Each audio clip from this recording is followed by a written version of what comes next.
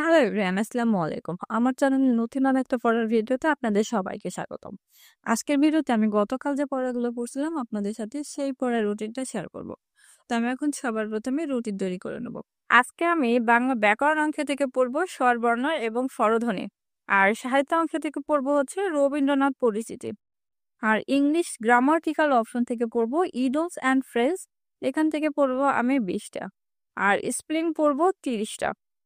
আজকে আমি ম্যাথ করব হচ্ছে শতকরা ম্যাথ। এখান থেকে আমি 15টি ম্যাথ করব। আর বিসিএস এর যে প্রিভিয়াস প্রশ্ন আছে সেখান থেকে আজকে আমি পড়ব 11তম বিসিএস। তো আমি রুটিন করে নিয়েছি। এখন আমি রুটিন অনুযায়ী পড়তে বসবো। এখন বাজে সকাল 6টা আর এখন আমি সবার প্রথমে পড়বো হচ্ছে বাংলা সাবজেক্ট। বাংলা সাবজেক্টের আজকে আমি পড়বো সাহিত্য অংশ থেকে রবীন্দ্রনাথ পরিচিতি। রবীন্দ্রনাথের যে চ্যাপ্টারটা আছে এটা 22 পেজের আছে। আজকে আমি পড়বো হচ্ছে প্রথম যে 2 পেজ আছে সেটা, অর্থাৎ রবীন্দ্রনাথের পরিচিতি। এখানে রবীন্দ্রনাথের জন্ম মৃত্যুর সাল আছে আর কোথায় কোন উপাধিগুলো পাইছে সেই চ্যাপ্টার গুলো আছে এখানে।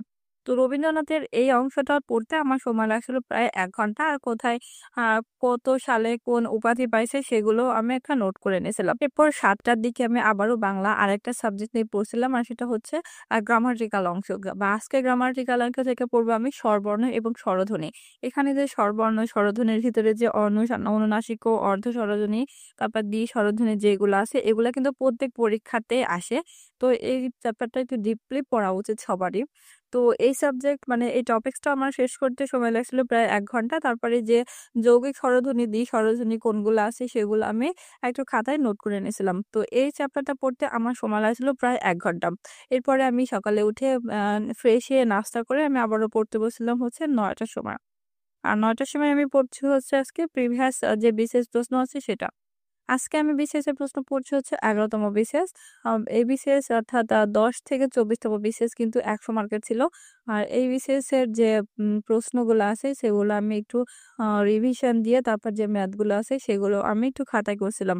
তারপরে এই বিসিএস এর প্রশ্ন যেগুলো সলভ করছি এগুলো সমাধান করতে আর ম্যাথ গুলো করতে আমার সময় লাগছিল প্রায় 1 ঘন্টা। এরপরে আমি আর সারাদিনে পড়ি নাই। একটু বাসার কাজ করে ব্যস্ত হয়ে পড়ছিলাম। তারপরে আমি আবারও পড়তে বসছিলাম হচ্ছে সন্ধ্যার সময়।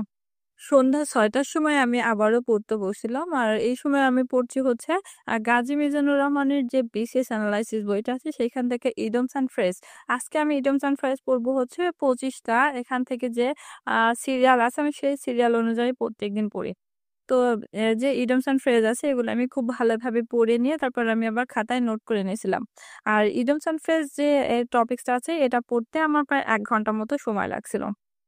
এরপর 7:30টার সময় আমি পড়তে বসছিলাম হচ্ছে স্পেলিং। আর স্পেলিংটা আজকে পড়ছি আমি কম্পিটিটিভ এক্সাম বই থেকে। এখান থেকে আজকে আমি পড়বো হচ্ছে 30টা। স্পেলিং হচ্ছে এমন একটা টপিকস আপনার দেখলেই মনে হবে যেন আপনি সবই পারেন। বাট যখন পরীক্ষার রুমে যেয়ে আপনার পরীক্ষার প্রশ্ন দেখেন তখন একই ওয়ার্ড বিভিন্ন যে ওয়ার্ডে থাকে তখন কিন্তু মনে হয় যে ওটা কোনটা সঠিক। তখনই কিন্তু ভুলটা হয়। তো আমি স্পেলিং গুলা পড়ে খুব ভালোভাবে তারপরে আমি আবার লিখছিলাম। আর এই স্পেলিং গুলো পড়তে আমার সময় লাগছিল 1/2 ঘন্টার মতো। এরপর আমি 9টা থেকে 9:30 পর্যন্ত শতকরা ম্যাথ পড়ছিলাম। তারপরে আমি 10টা থেকে 11টা পর্যন্ত নিবন্ধন রিটেনের জন্য একটা প্রশ্ন পড়ছিলাম। তো এরপরে আমি আর পড়ি না। এরপরে খেয়ে-দেয়ে ফ্রেশ হয়ে ঘুমাইতে গেছিলাম। তো এই ছিল আমার আজকের পড়ার ভিডিও। পরবর্তী দিন আমি আবারও আপনাদের সাথে আমার আরেকটা পড়ার ভিডিও শেয়ার করব। তো কোনো আপু ভাইয়ার যদি আমার ভিডিওগুলো ভালো লেগে থাকে তাহলে অবশ্যই আমার চ্যানেলটা সাবস্ক্রাইব করে আমার সাথেই থাকবেন। আজ এই পর্যন্তই। সবাই ভালো থাকবেন, সুস্থ থাকবেন আর আমার জন্য দোয়া করবেন।